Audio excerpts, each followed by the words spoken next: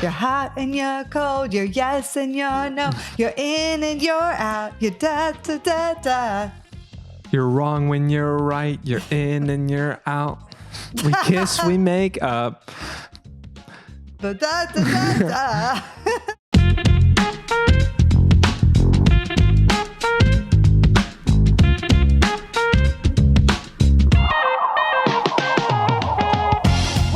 Everyone, it's Kate and JJ, and this is the season finale and the last episode of 2024, where we're going to be talking about mixed signals when someone is hot and cold, and how to figure out if they actually are into you. What do you do with all of those different things? So, are you excited about it, JJ? I am. I'm just wondering if everyone's going to be okay that we're rocking our new, fresh Alabama vintage crew neck sweaters. Yeah. Kate, what do we say?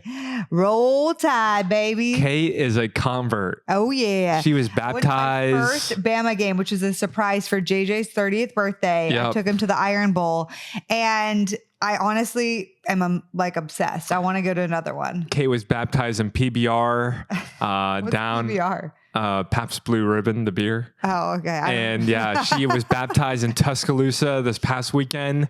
So if you're a hater of the SEC and Alabama football where it just means more, this show is not for you. Shut your mouth. Oh my goodness.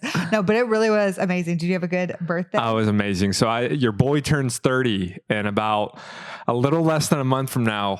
And it's a big deal, man. Crossing over the hill, JJ. I'm crossing over the hill. So meanwhile, I'm halfway to 40.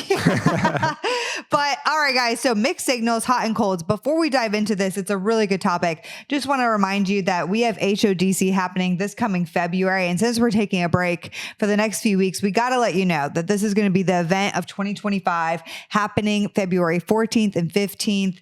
We have JP Pacluda, your boy. Okay. We have Deb Faleta for the first time ever. Yeah. Janine and Caleb Ward, who have been on the podcast, who you guys love. We're doing a live podcast with them. So that's going to be fun. We have Nicoletta Bradley, who's going to cover body image and dating. This is a conference specifically, not just for if you're single as a Pringle, but people in a relationship. Exactly. We have our friend John McGee from Watermark Church, who's going to be doing a whole session for couples who are looking to go to engagement or who are engaged. So this is going to be a make your own conference. We have salsa dancing. We have games. We have all different sessions that are going to appeal to so many people. We always get the question, what ages can come to this conference? So I literally was just answering a DM about that. Is that why you brought that up? Yeah. A guy was asking, hey, like, I'm just curious what ages are coming. I'm 30, so I'm not really sure who this is for. Is this like Gen Z or is this older? I said it's both. Honestly, it's 22 to about 40 years old. That's like 80%. Right. So if you're over 40, you can still come. There's going to be less people. No, sorry. We're going to ID you. No, I mean, I would say it's 22 to like 45. Yeah. And then over 45, there's maybe a little less people your age, but we still have those. I would say the other 20% is definitely like 41 to 49 years old. Yeah. That's definitely and it. some 50s actually as well. Yeah, but 80% is probably the core of it is probably like 26, 38 to 38 years old. I'd say that's the core. But yeah, we can't wait to have you guys. Super excited. Want to tell them the website? HODC. No. Okay. The website to check out tickets is heartofdating.com/HODC, and early bird ends on December 31st, New Year's Eve. So check it out. All right, JJ, I have some scenarios for you about mixed signals. Okay. Are you ready? Because we have a hot take about mixed signals. Well, you specifically do. And we'll see if I agree with it. Whoa, okay. Wow, I like that we debate about things now. Yeah. Okay, we'll see who votes with who on this one. Okay, so I want to give you some scenarios from the girl's perspective, okay? If a guy is trying to hang out with me one-on-one, if he is sending me memes on occasion, if he is asking me personal questions, he's making jokes when he hangs out with me, or it seems like he is wanting to come over and talk to me in a group setting, like what is going on with this guy? And like personal questions, you mean like family, personal things in your life, career, a little like second layer questions? Yeah, not just like, how are you?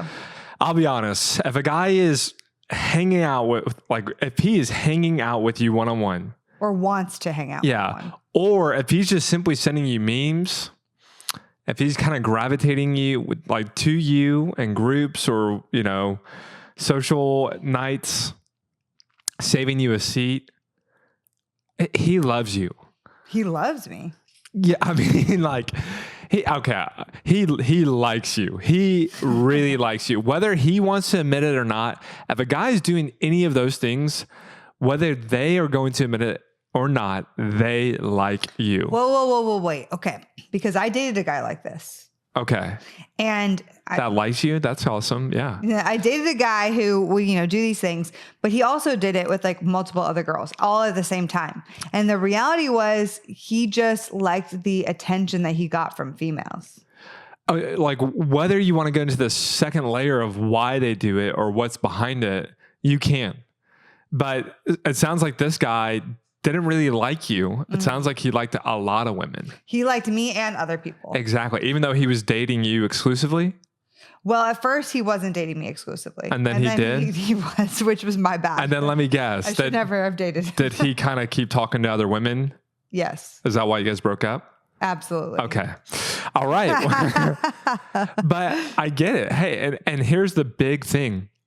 For women on the receiving end of this, it's going to feel very confusing because it is. Okay. He is giving you all the signs. This is why it's called mixed signals. He's giving all the signs that he does like you. Mm-hmm. He's just not admitting that he likes you. Right. And even if you have some of those conversations like the DTR, define the relationship, or you ask them, what are your intentions and blah, blah, blah, they might back off. They might decommit. They might go away. Right. In which case? Well, he's just not wanting to commit and follow through on with himself liking you, but he does like you. Which means I think the bottom line is if you're getting some mixed signals and you're confused, if you see something, say something. Hey, if you see something, say something. If you don't know where you stand with someone, if you are seeing some things that smell like they might like you. If it smells like you got love, say something. Yeah, I would say something. By far and away, I do want men and women both to feel super empowered to always kind of have that conversation of like, hey, what's going on here? Yeah. Like, because otherwise you're going to deal with these mixed signals for a while, be confused, try to hyper analyze everything, especially from the girls' end. That's what we do. We get in our group thread. We're like, hey, he did this. Here's screenshots of what he's sending. Does he like me? And we're like we have 5 girls on high alert with like their detective hats on, trying to figure out if he he sent a period here. And then he sent an exclamation and a smiley face here. Well, the period seems a little passive aggressive, but the exclamation point and the smiley face, that definitely feels like he likes you. And then we have all this analysis. Totally. Now, here's my question. Does it make it easier if I just tell you, Kate, operate on the assumption that he does like you? He just is probably scared to commit or follow through and ask you out. He's either scared to commit or he's a guy who likes a lot of people and just is one of those like a pot on every burner kind of guy. But does operating on that assumption help you? Yeah, that does help. Okay. Yeah, because I think that's a good way to look at it. Like operate on the assumption he probably likes me. So why waste time trying to figure it out? Exactly. At least we're not wasting time there. At least we can kind of start moving to, hey, where's this going then? Yeah. Not do you or do you not. It's where is this going? Well, I have a few other scenarios. Okay. Well, let's run through those scenarios and with our assumption and see if it works. Okay. So let's say a girl was doing this to you. Ooh. A girl is sliding up in your stories and she's, either just reacting to them with a smiley face or whatever, a fire emoji, or she's like commenting on lots of your stories, like story after story after story. Yeah. She's liking every one of your posts. She is one of the first people. And when you that's kind of a big one. When you slide up to see who's looked at your story, she's one of the first people. Oh, I mean like first people to like one of your posts. But yeah, I guess I don't really check who checks my stories, but yeah, if you do. I don't either, but back in the day when I was that means they're high on their algorithm? Yes. Okay. That means they're very high, that you look at theirs a lot and they look at yours a lot. Okay, well, keep going. So let's say she does that. This is just a virtual example, like social media out in the wild. Does she like you? Okay. So, first question is this true for the opposite? Like totally. I think women doing all those same things. Yes. Okay. So you're saying you agree with my... Yes. If a girl is doing that, the girl likes you. Okay. All right, great. Well, I think if I'm a guy, this is amazing. This helps me so much. Yeah. This basically means if she's doing any of the above, she does like you. And if you ask her out, she will say yes, which I think removes all the risk. Unless she is, how do we label these people? The non-committer types, the guy and girl non-committal types. Like they're just not somebody who wants to be in a relationship, or they're not serious. And that's good that you get it out in the open. You ask them out, or if you're a guy or the girl, you ask and clarify their intentions. If they're not interested, if they're not ready to actually date someone, get it out in the open instead of wasting your time continuing to go with those flirty actions. Isn't this what you call the Peter Pan? Yeah, pretty much the Pan man. Or the Peter girl. Pan man. Peter Paris. Oh, sorry, the Paris Pan woman. What's the female version? Anyway, the whole point is, hey, you like me, I like you. I'm going to ask you out, or vice versa. No. Okay, wait, what? So sorry, I just like you as a friend, actually. Yeah. They kind of back off. Yeah. They're scared to commit. Yeah. Okay, so we're calling that a Peter Pan? Yeah, that's a Peter Pan. Man Okay. or woman. Oh, yeah. Well, but that also does happen. That's kind of the caveat. And that's kind of dumb, where it's like, well, operating on this assumption was like, well, I know you like me. You're just saying no for whatever kind of personal reason. Yeah. Like you're scared to commit. You don't want to waste your shot. You think this might make someone upset who's a friend. Yeah, exactly. For funsies, and I'm not here to waste my time. Okay, so somebody's doing that on your stories. It probably means that they do like you. Instead of sitting around and just wondering, hyper analyzing. If you're the guy, make a move. If you're the girl, I would clarify. Yeah, and how would you do that? Hey, I'm sending fire emojis. I'm saying ha ha ha. I'm sending you a funny meme. I would literally go ahead and be like, hey, love these DMs on here. Just wanted to let you know that if you asked me out, I would totally say yes. Okay. Wink so face. Would you text him this or just DM it? Would you send it? DM it. What about a voice memo in the DM? Or a voice memo. I love that. Perfect. And then you just see what he does? Yeah. Like send it and forget it? Send it, forget it. Yeah. But when you do that, guys and girls, men and women listening, make sure, because there's always a chance that they're going to say no. There's always a chance. There's no guarantee, right? You can't put a lot of stock in it. You cannot. Like there's a high probability that it might not actually go anywhere. But I'm telling you, it's better to clarify it now and get rejected than continuing that conversation that might feel good for a few weeks or months. Gosh, people get into these things for months. But it's going to break your heart in the end and feel so disappointing. Yeah, it's going to feel like a breakup. It really is kind of a weird, like, I don't want to say codependent, but it's just kind of this weird, like, feed off each other, validate each other. I call it heartstrings. Yes. You've heard me talk about this? Yes. What are heartstrings? Heartstrings are when you kind of just have a little string hooked into a heart, and then you have like 10 of them, and you just kind of tug and pull on these 2, 3, 5, like your little roster of guys or women for validation and affirmation. And you have these. We're just like emotional attention, emotional connection. Yeah. And it's totally wrong, right? It's totally But it's wrong. super easy to fall into in the digital age. Yeah. So a guy is replying to your stories, girls replying to your stories consistently. Get it out there, make the move, prepare yourself that rejection might happen. Don't put a lot of stock in it, but earlier the better that you notice these things. If I'm a guy and I'm doing this to a girl and asking you out after we're kind of like flirting for a while in the DMs, and I send a voice memo like, hey, instead of ambiguously flirting and sending each other memes for weeks on end, I'd love to actually ask you out on a date. I would be like, thank you. Yeah. And even if you were like mildly interested, I would be like, you know what? I appreciate that he's not just going to sit here and waste time. Exactly. Now, oh my gosh. Our memory is coming up that was in the archives. Okay. It's coming to the front of memory. And this archive memory is reminding me of a guy that shall not be named, that I did this with at church. He was starting to flirt with me. He was very deep and emotional, and he wanted to have these deep emotional conversations. and you were like, this guy likes me. Yeah. And so I was like, hey, blank, like, I just wanted to know what's going on here. Like, I like these conversations with you, but are you going to ask me out on a date or what? I think I said something like that. Not very feminine of me. But anyway, he was like, oh, no, like I'm not ready to date. I'm not in a place like that. I just, I do think you're really cool, and I really do like talking to you, but I'm not really in a place to date. What a bunch of baloney. But hey, I get it because I've done that too. And that's the thing about it is I remember that happening and I was like so disappointed because I was like, I shouldn't have let myself even have these deep conversations with him. I should have even clarified earlier than this.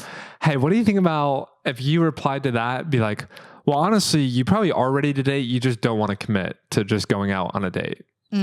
Like kind of calling them out. In a nice way. Well, it could be because he's still working through an ex. So like, I think he was actually still working through a heartbreak from an ex. Oh, okay. So don't do that. He was really not actually ready to date, which is accurate. But then he shouldn't be having those conversations with me at all. Let's go through another example. Yeah. You have your church crush. Yeah. You have your gym crush. And I'm not talking about like a day or two or a week. You guys have been chatting it up for months now, smiling, flirting, saving each other's seat, hanging out, seeing each other. There's this one, at the gym, you guys are seeing each other and talking in the gym. Basically every time you see each other, like you're good friends, you're both single and you're both attracted. Like now you're going out of your way to talk to them. They're going out of their way to talk to you potentially. And you're like, okay, like, yeah. Okay. There's something going on there. So step one, operate on the assumption that you guys like each other. Yes. It's just not going anywhere. Yes. Okay. So we go and have clarity. We have a DTR. We have a coffee. You ask, what is this? What's going on here? And you show your cards. And the other person says, well, I kind of like you, but I'm not sure, I just want to be friends. And just want to be friends. Yeah. And you're just like, we just flirted and you definitely did not want to just be friends. Your actions said otherwise for the past few months, year. Okay. So let me analyze. So first thing, it was both of their issue to not clarify this sooner. Okay. So both people are at fault. Yes. Because this is a real scenario. Okay. And so, this happens a lot, but we know somebody that this happens. Oh, this happens all the time. This is probably like 90% of the church. Yeah. And so if let's say you're the female, as soon as you start questioning, okay, this guy's talking to me a lot. He's coming in over intentionally. Like every time I see him, like he's asking personal questions. Yeah. He's remembering things. You're not crazy. He does like you. Yeah. And vice versa. You should not continue this until you clarify, because what happens is that it's a friendship with almost more feelings from the very beginning of the conversation going, or very beginning of it starting to get more personal. As soon as you notice, I'm kind of liking some of this, as soon as you start feeling like you're not sure if he likes you or not, that needs to be out there in the open. Oh yeah. Because what happens is if this goes on for months and months and months, and then you have a DTR defining what's going on, and they're like, I just want to be friends.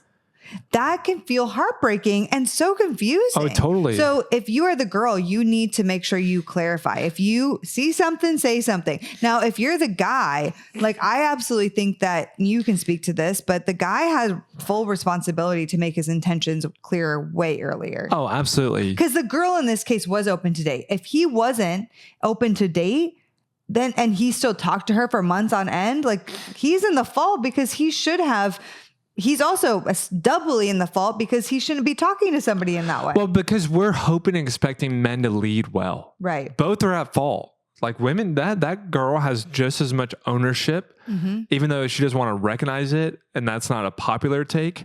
She has total ownership in that situation to broach the conversation. But I would say she is at fault, but she also is open to date. Okay. Where he's doubly wrong is he should have said something earlier. Yeah. But he also was not open to dating. Yeah. Or didn't want to date her from the very onset. And so it's like, he should have never even been talking to her that way. Well, yeah. And this is friendationships 101. Right. I would say this.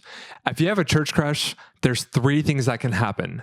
Number 1, you find out that you like each other and you guys go out on a date. Number 2, you find out that you guys don't like each other and just want to be friends and you don't go out on a date. Those 2 are the best options compared to the third, which is you two continue to flirt, talk, build this friendationship for months on end, and it goes nowhere. And all of a sudden you look back after 6 months, a year, and you've wasted all that time on a prospective, romantic, dating option that just completely didn't work out, and you're heartbroken on top of it. Yeah. And you said no to dating other people on top of it. Yeah. And here's the thing, like I see it happen for a lot of women with a friendationship where they're like just waiting for the guy to make the move, waiting. Right. So what would you tell them? I would say, ladies, stop just waiting for the guy to clarify his intentions, because you're also in the wrong if you're sitting there continuing to flirt, he continues to flirt, and you're just waiting. But Kate, I'm supposed to be my feminine. What's the difference between kind of talking and flirting, waiting for him to make a move? Feminine does not mean that you don't have needs. Feminine doesn't mean that you don't say something when you're confused. It doesn't mean that you are, you have no voice. It absolutely is strong and powerful, and you do have a voice and you can voice your needs. And when you are confused, you absolutely should say something and get clarification. Yeah, I have a need for clarity here. I don't have a need for you to ask me out. Yeah. The need is for clarity. You don't need to be with this guy. I don't you don't need him to ask you out, hopefully. to marry right? me. Unless you're really, really focused and idolize But this I do person. need clarity. But you do need clarity. Okay. Right. So, what about this? This is another kind of mixed signal situation. The person actually says that they want to go out with you. Okay.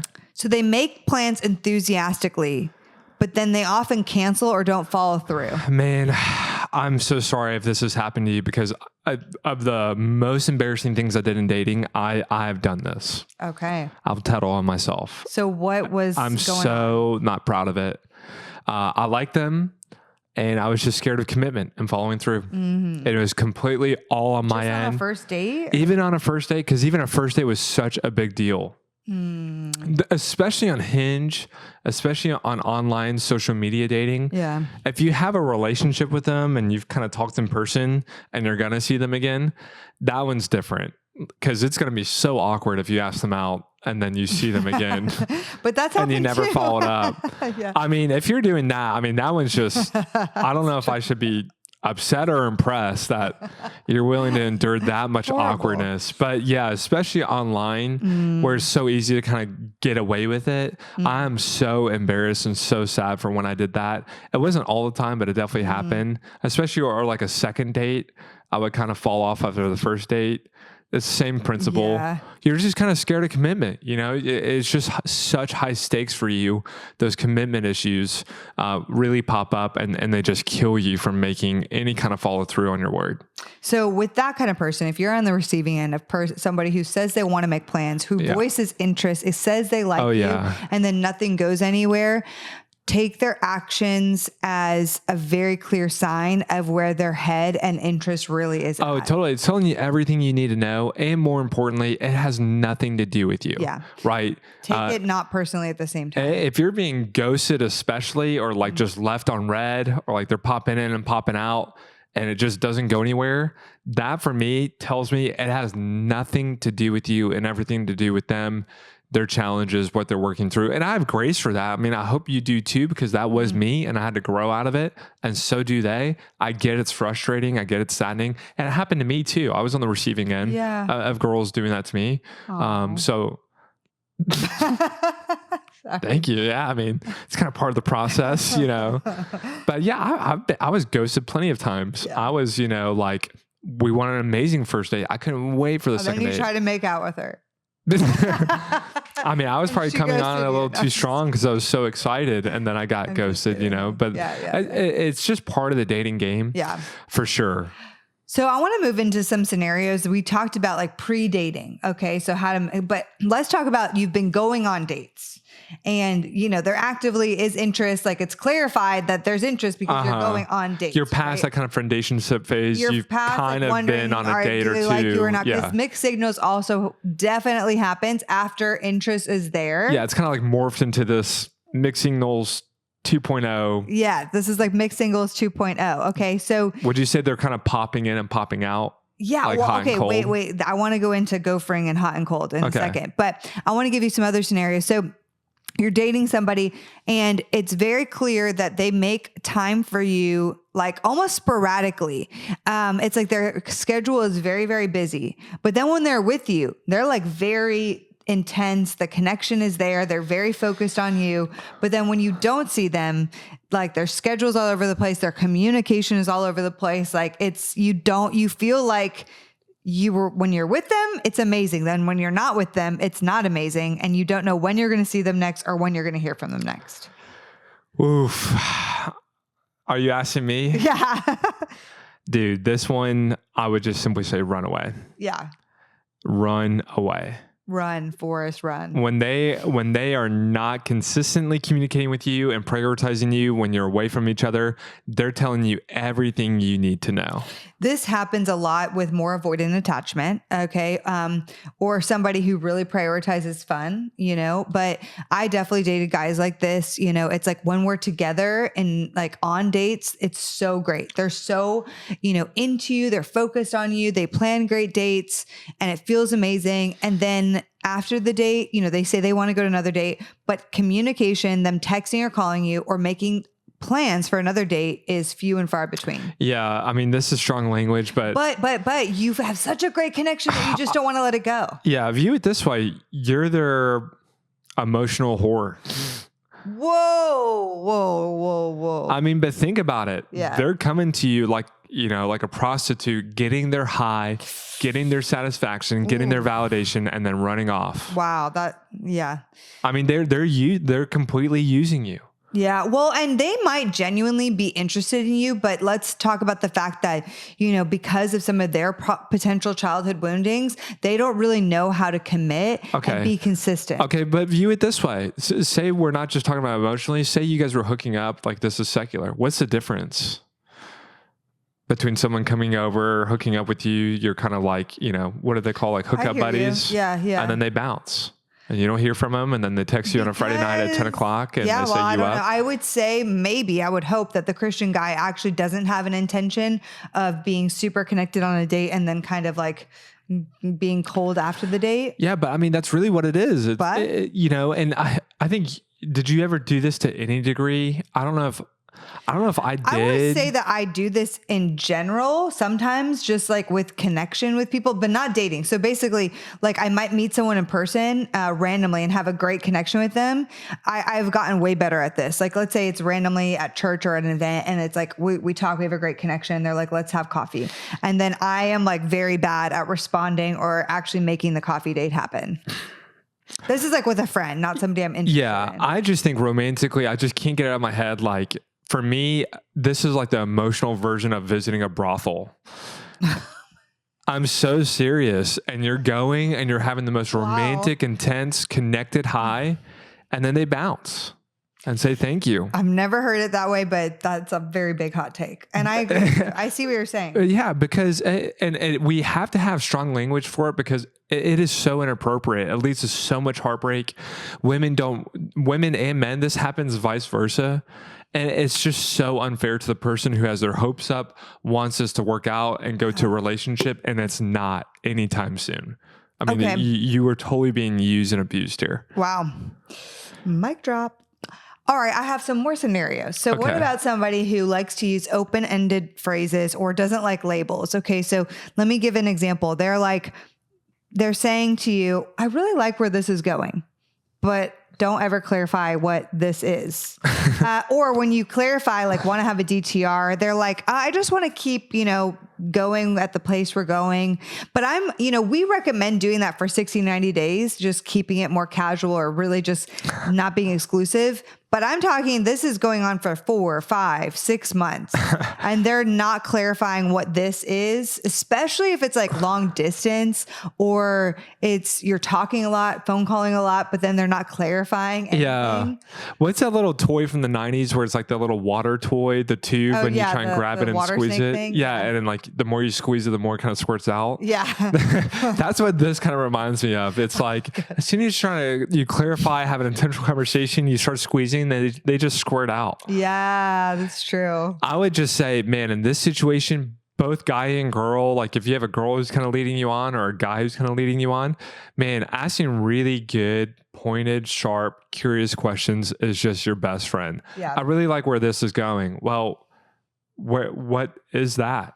what do you mean by and that? for you, Where what, is what this? do you mean by this? Like what? Yeah, and what is this? what to do you mean going to? Like, just get an idea of like, put the ball in their court and say like, what do you mean by that? Because that can mean a lot of things. And I would also emphasize, sorry to interrupt you, but what makes you feel safe? If you have been dating this person for 4 months and they still are not willing to clarify or put a label on what this is, you really need to communicate where you're at and what you need and what makes you feel safe. Yeah. Because I feel like there's a sense of like, you're just letting them dictate everything and they're not really trying to meet you where you are. So in order, though, for them to know where you are and what you need, you have to communicate what makes you feel safe. And going on not having a label and knowing where this is going for months on end isn't going to make probably anybody feel safe. Yeah, let me put it to you this way. Here's a good example and story, one that I'm not proud of. And again, I will teach about all the wrong ways I did dating because I wish someone did for me. I was talking to a girl. We'd been on a few dates. We liked each other. I was too scared to commit and I got a little hot and cold. And so she basically just called me and said like, what's going on here? Like, what is this? You know, what are your intentions with me? And I said, you know what? I'm so sorry, but can we just push pause? And I hate that because I didn't say, let's stop and just be friends. Oh, you said push pause. And I didn't say, let's keep going and see where it goes. That heartstring or that pot on the burner. Dude, I'm telling you, it was the worst. JJ. It was the worst. Yeah. And she kept pushing me for clarity, saying, what does that mean? Does that mean we're dating or not? Does that mean we're friends or we're not? I'm like, let's just push pause. Let's just push pause. Like, I like you, but I need to go slower. Let's just push pause. And if someone is doing that to you, whether you know, you're a guy or a girl, this is the point where I would introduce something that we've been missing this whole time, which is our girl, Rachel Cheryl. Walk away power. Walk away power. This whole conversation, we haven't brought it up. This is a perfect time. If someone continues to be wishy-washy and you've asked them, you've pushed for clarity, you've tried to have this DTR and they just keep water tubing, squeezing, squirting away, being very wordy, ambiguous, and kind of, hey, it's okay. I'm choosing to walk away. They like, stop trying to fit yourself into their puzzle and just say, you know what? This is not what I want. It's going to be okay if I walk away. And that's what I'm choosing to do. Yeah. So this is what you'd say to them. Hey, I have really appreciated getting to know you. And for me, I really feel safe in relationships when I am dating someone, when I know where I stand with that person. And so I would love to know where I stand with you. And if you're not able to clarify that, or if you're not at a place to be able to commit, that's totally okay. But I'm going to need to walk away. Okay. So that's a little bit more like asking for clarity. What about your post that conversation? It's been wishy-washy for a hot minute now, and you're deciding to walk away. So you've already had the clarifying conversation. Well, you've tried to, and it's just so wishy-washy. I would say, hey, I just want to let you... And you need to be friends and walk away because your heart just can't take this friendationship anymore. Hey, so I've actually really enjoyed getting to know you. I appreciate you as a person. And for me, I know that I have feelings for you. From what you've shared with me, you're not willing to move forward in a relationship or move forward in getting to know me romantically. And that's totally okay. And for me, I'm going to have to walk away. Yeah. Or you can say, and for me, I'm going to have to change the way I converse with you or our relationship and friendship because the way as it stands now, it's not working for me in my heart. Yeah. And I would just, be so clear, set the boundary, be specific after that. You have to say like, specifically, this is what I mean. Like, I can't continue texting you consistently about emotional topics. I can't have deep conversations with you. You know, if this isn't going to go anywhere, which is totally okay, that's just not okay for my heart anymore. Exactly. You're communicating, I don't have to have you as my boyfriend. Right. And what we're doing isn't going to be good for me long term. But for sure, by far and away, the most important thing you're communicating is this does not work for me. Right. This ambiguous, uncertain, wishy-washy thing exactly does not work. You don't get to have me, all this fun, friendationship, flirting, whatever, and just call us friends at the end of the day. Right. Because it's clearly not. But you're not going to say it like that because that will put him up on the defense. Sure. Yeah, or you're not saying her that. if it's a girl doing it. One last thing to round up this episode. Something that I want to talk about is gophering. Okay.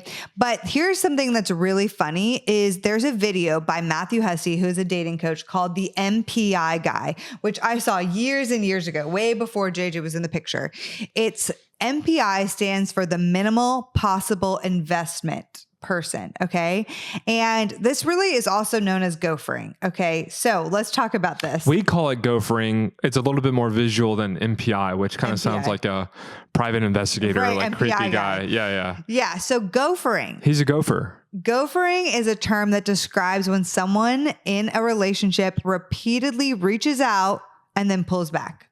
Reach out, pulls back, reach out, pulls back, much like a gopher that pops his head out of the hole and then disappears after that. It's a form of inconsistency that can feel a lot like mixed singles, and the other person feels so confused about like, hey, like, you know, where are we at? So for example, let's say I had that conversation with you about like, I need to walk away and you leave me alone for a while. Yeah, like a month or two. But then you pop back up. Oh, hey, Kate. Was just thinking about you today. Or say we never have that conversation. That's probably more common. Like we never really have a super real DTR. Yeah. And then maybe we went on a date and I just pop in, pop out. Yeah. It's like then after the date, you don't really say anything. And then months later, you're like, oh, hey, Kate, I was just thinking about you. How are you doing? Yeah. And I'm like, wait, I thought he wasn't interested because he never like asked me on a second date. Okay. This is confusing. Confession time. Did you ever do this? Have you ever gophered? Probably. I'm sure I have. What would the girl version of it look like? Like a guy asks you out vividly, or you guys have kind of been flirting, you know, he likes you and you're just kind of popping back in? I think, okay, so this happened to me with a guy. It's more, I think this happens more with a friendationship when you try to end the friendationship and you try to make it clear. And then a few months later, because they still want to be friends with you. Or right? both, well, neither of you really kind of, you know. It's either you communicate it or like something said, but you're not moving forward. The other person, the person that you're communicating the boundary to, a few months later, I'm saying this because it happened, a few months later, reaches back out and they try to have, hey, just was thinking about you. How are you doing? Yeah. And they're just trying to pop back in to get back on your radar, to make you think about them, to maybe re-engage you in those emotional conversations. Totally. That literally happened to me with this one guy. Okay. And then he reached back, actually it happened multiple, but it was one situation I'm thinking about. And he reached back out after I already was like, hey, if this is not going anywhere, I can't really talk to you like this. Okay, cool. So it ends. Then a few months go by, he pops back in. Hey, Kate, I've been thinking about you. I miss you. How are you? You know, and I'm like, oh, that's really sweet. And my first immediate thought goes to, oh, maybe he's ready to date now. Yeah. Okay. So my immediate heart goes to, oh, he's reaching back out because he's ready to date and he wants to change this relationship status, which is awesome because I ended it previously and now he's changed his mind. He's ready. He's ready. So he pops back in. He says he re-engages and I'm like talking to him and I'm like, oh, maybe he's finally going to clarify. But then a few days go by or a few weeks go by and he's not clarifying anything. And then I'm like, oh my gosh, he just is literally trying to reappear on the scene just for that connection, but he has no intention of actually taking this anywhere. Okay. So I have a question. So I talked to that guy about this and I was like, wait, so are you interested now? And he's like, you know, Kate, I really should be ready to date you because you're an amazing girl and you're the exact kind of girl that I would want to be with. But no, I'm really not ready to date. Exactly. That's gophering. That's an MPI guy. Minimal possible investment. I'm going to keep back out, tug on that heartstring. It's the heartstring thing, right? And then I'm going to like just slide away. Okay. So I'm getting gophered, Kate. I can think about a guy right now, a girl right now. They've totally got the hook in me. I'm on the other string of their heartstrings. I'm the emotional whore. Whoa. What do I do? Can I really stand up for myself? Is that what it is? Am I standing up for myself? Am I knowing my self-worth? How do I anti-gopher? What do I do? Is it just as simple as having a DTR with them or asking them a question? Okay, so let's give it in the scenario that I just gave. So Yeah. I set a boundary with the guy. Hey, I can't keep going like this. Pops back up. You're not interested. Okay. A few months later, whatever it is, he pops back up. Here's what would be the best thing to do. To anti-gopher. Anti-gopher is to say, hey, I just wanted to let you know that I clearly remember the conversation we had a few months ago. And if you're not in a place to date, or if you don't want to change anything about what we last talked about a few months ago, then I got to ask you to not actually reach out to me. Yeah. And listen, that is blunt. but it's the best thing you can do. The one thing I want everyone to know is in that situation and all these other situations we've talked about, especially if a guy's on the receiving end, this is what they need to hear. Mm-hmm. Because they might say in their mind in the moment, they're like, oh, she's being so dramatic. Like, I'm just trying to be nice. I needed to be, when I was talking to her and saying, let's just push pause. I needed that girl to say, hey, you clearly are scared to commit and can't say yes or no. That's a problem. I'm going to be okay. But for the next girl, you need to be sure and go one way or the other, because this does not work. Okay. What if it was a few months after that conversation was had and you reach out, but you're not saying, how are you? You just send like a funny meme or like, I saw this and I thought of you.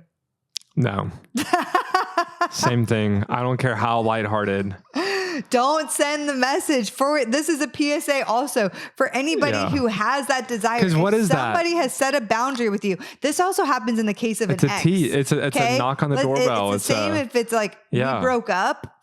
Do not send me this thing of, I saw this and it made me think of you. I don't care how lighthearted it is. Don't do it. Unless you are fully ready to take that person on and actually have a DTR. But even then, don't start it with, I saw this and thought of you. Say, hey, I've been thinking about something and I want to have a conversation with you. Oh, yeah. I hate that too. And keep this in mind, ladies and gents, if they are serious about you, and that you cut things off and they come back around. If they're really serious about you, if they really care for your heart, they're not going to come back around with a casual, hey, I've been thinking about you.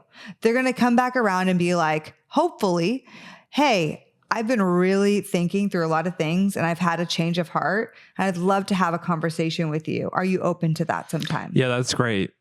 Let me close this on a story that is so helpful. Doing long distance with a girl. She's real. She's married now, and I think she's doing great. We still have not talked to this day since this happened, okay? Very important. Basically, we're friends. I go over to play football in Switzerland. We start doing long distance after kind of having like crushes for each other. I get ghosted while I'm in Switzerland by her, okay? Not good on her part. Year and a half, 2 years later, I'm in Seattle. We just start kind of talking again, DMing, she pops back up technically.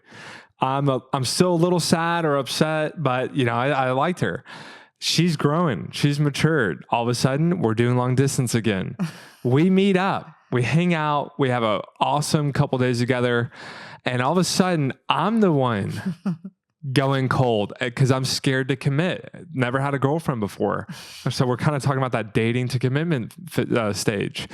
We sit down, have like a week of like awkward kind of contact. We see each other again. And she basically sits me down and asks like, what are we? Like, what is going on here? And I basically said, I want to keep getting to know you romantically as friends. I'm just not really ready to be boyfriend and girlfriend. And this is after months of talking. And she just goes, she looks at me, and this is again, after a lot of talking, dating, we really liked each other. She literally looks at me and goes, that's not going to work for me. Gets up and walks off. And you've never talked to her. And that was the best thing ever for me. As a young man. She got up and said, that's not going to work for me. Walked off. Never talked to me again. It's like a movie scene. Dude, it literally was a movie scene. And she power walked off, didn't stomp.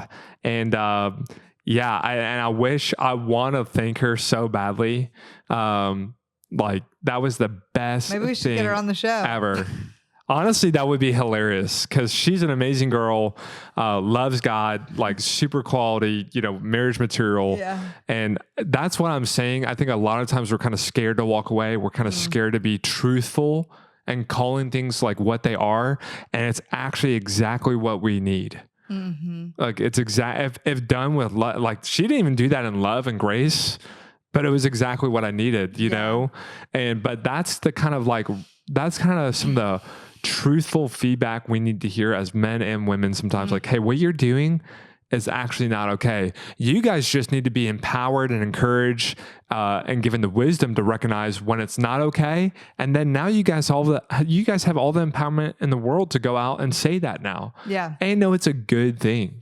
And then I want to leave everyone also on this last note is if you're that person who has that walk away power moment, or somebody is in a friendationship and they're really leading the friendationship, you know, one thing I am still very passionate about is don't bad talk them afterwards. You know, they're probably not in a place to date at that moment, but don't think that they can't learn and grow. Don't blacklist them for everyone else. They can grow. And most likely they're being in a friendationship with you because they have commitment issues that are coming from a place of hurt and pain in their life. I just have so much compassion for when people show up poorly in dating, not to excuse it, but I just really don't think we should badmouth people who do these things at the same time because, you know, that's where dating gets horrible, right? If somebody's in a friendationship with you, you end it, and then you tell everyone in that church, your church community about how awful this guy was. And this guy now has no opportunity to really grow and change and ask anyone else out in the community because you've just blacklisted him for everybody else or told so many people about how horrible he was. And I'm very passionate about that. I mean, if it's a week later and your girlfriend's starting to talk to him, like, yeah, okay, warn her, like, hey, maybe not. But don't go and badmouth them because keep in mind that if somebody's doing this, it's out of a place of their own pain. Doesn't make it acceptable, but there is a reason behind it. And I do like to encourage everyone to tap into compassion of like, hey, they're doing this out of a place of pain. You don't have to stand for it, but let's not also demonize them either. Totally. Well, we hope this was a helpful episode for Mixed Signals, Gophering, Hot and Cold, like Katy Perry. Such a good song. You're hot and you're cold. You're yes and you're no. You're in and you're out. You're da da da da. You're wrong when you're right. You're in and you're out. We kiss, we make up. Da da da da. Love you guys. See you later. The Heart of Dating podcast is created by Kate and JJ Tomlin. Shout out to our epic audio and video editor, Scott Caro. We have an amazing Heart of Dating team who helps bring the show to you each week. I want to shout out Kelsey Napier, our Heart of Dating digital marketing coordinator, and Elena Gibson, our brand and community manager. We couldn't do it without them. Now, if you guys have never ranked us or reviewed us on iTunes or Spotify, would you consider doing that? It would mean so much because our podcast can get more discovered and more people can learn how to better date as Christians. Don't we all want that? We launch our podcast each and every week on Wednesdays, so we will see you next week.